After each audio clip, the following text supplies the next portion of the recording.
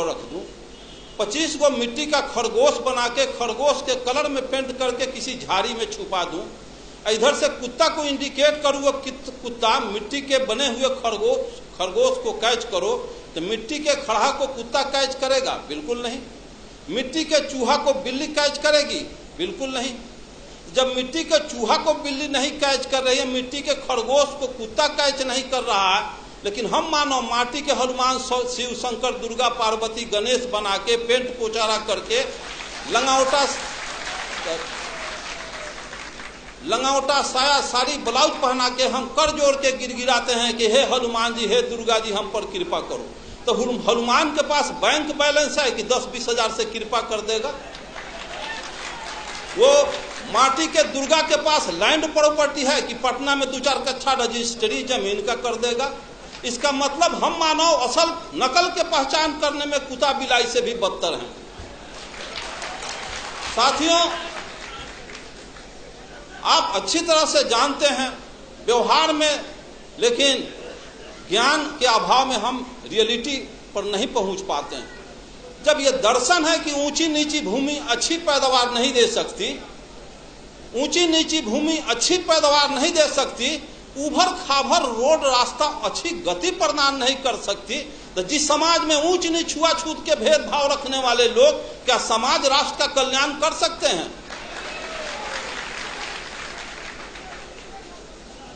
ब्राह्मणवाद का सबसे बड़ा हथियार शराब और वरदान। ऐसे क्यों हो गया? तो फलाना ऋषि का शराब था। ऐसे क्यों हो गया? तो फलाना ऋषि का वरदान था। शराब और वरदान में पूरा 90% बैकवर्ड आकंठ डूबा हुआ। मैं पूछता हूं, जिसको बाबा साहब अम्बेडकर ने कहा है कि जो कौम अपने पूर्वजों का इतिहास नहीं जानता वो कौम अपना भविष्य निर्माण नहीं कर सकता, एक्चुअली मार्क्स ने कहा है कि पॉलिटिकल पावर, मार्क्स ने कहा है कि Marx told that revolution engine of history, क्रांतियां इतिहास की इंजन होती है। भारतीय परिवेश को समझा, यहाँ 3 बीमारी थी और बीमारी के पहले डॉक्टर दवा का इन्वेंशन नहीं करता, बीमारी के बाद दवा बनती है। भारत में 3 बीमारी है जिसका नब्ज पहचानने का काम ज्योतिबा फुले, पेरियार रामास्वामी नायकर, बाबा साहब अम्बेडकर और जगदेव प्रसाद ने किया। और जर्मनी में, इंग्लैंड, फ्रांस, रूस, चीन में 2 बीमारी थी, और पूंजीवादी और सामंती व्यवस्था, यहाँ जातीय व्यवस्था भी, ब्राह्मणवादी व्यवस्था भी है। इसलिए यहाँ का मार्क्सवाद बाबा साहब अम्बेडकर, लेनिन, जगदेव प्रसाद। तो मैं पूछता हूं कि जब ऊंची नीची भूमि अच्छी पैदावार नहीं दे सकती, उसी तरह से इतिहास जानो।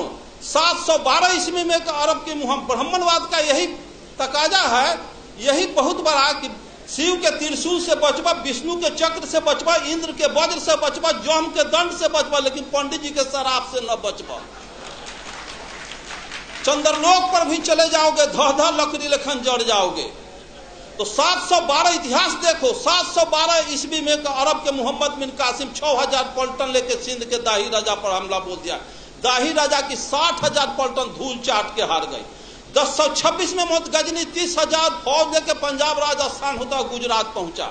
वहां ब्राह्मणवाद के प्रबल दूत सोमनाथ के मंदिर को ध्वस्त कर दिया। 3 लाख क्षत्रिय सेना हार गए। हिस्ट्री में पढ़ा था, सभी देवी देवता सोने चांदी के थे। 80 को खच्चर, गधा, हाथी पर गजनी, सभी शिव, शंकर, दुर्गा, पार्वती को सोने चांदी को ढाह के मार मुकदर के कचूमर निकाल के ले गया अफगान। फिर 1193 में गोरी के 12,000 फौज के सामने पृथ्वीराज चौहान की 80,000 फौज धूल चाट के हार गई। सभी मंदिरों को ढा दिया, देवी देवता कबाड़ के ले गया। फिर पानीपत की पहली लड़ाई 1526 में त्राइन के युद्ध में बाबर के 12,000 फौज के सामने राणा संगा की 60,000 फौज धूल चाट के हार गई।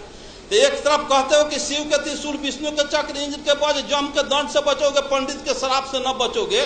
तो 712 में हार गए, 1026 में हार गए, 1193 में हार गए, 1526 में हार गए। देश गुलाम हो गया, देवी देवता लूट गई, बहु बेटी लूट गई, मार के गजरा मुल्ली की तरह काट दिया गजनी।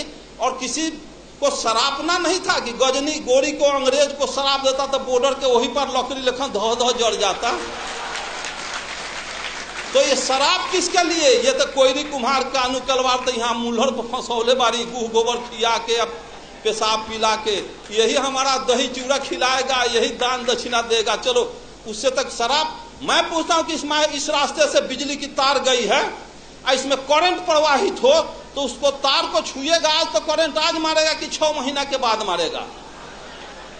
तो जब सोमनाथ के मंदिर में सोने चांदी के देवी देवता गजनी के बाल नहीं टेढ़ कर सका तो गिट्टी छड़ सीमेंट का हनुमान मेरा बयाना बिगाड़ क्या देगा?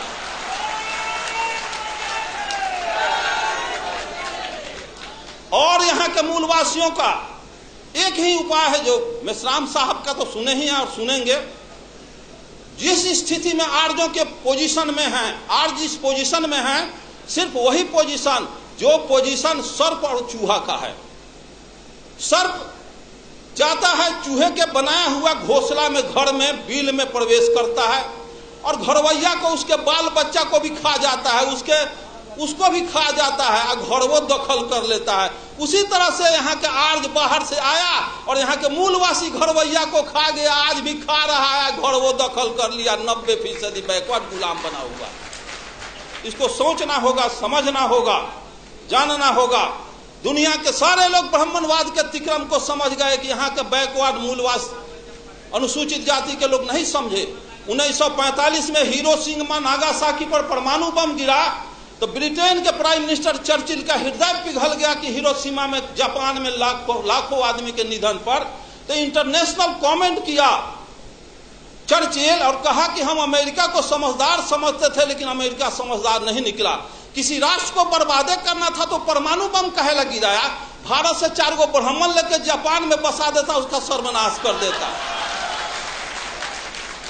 तो 4 ब्राह्मण किसी राष्ट्र को बर्बाद कर सकता है। और जिस देश में घरे घरे ब्राह्मण बसा, अगुआड़ा पछुआड़ा ब्राह्मण मरवा गाड़ के छोड़ जात, सत्यनारायण झूठनारायण अंगना में बोला करके अपन कार्य को संपादित करता है, उस देश के बैकवर्ड को कभी कल्याण होने वाला है? पिछड़ा का कल्याण होने वाला है? जब 1919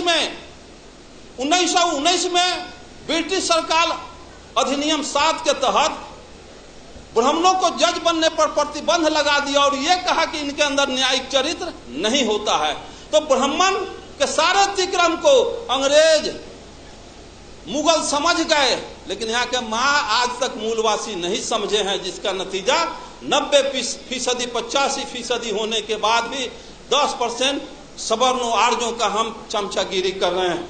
साथियों,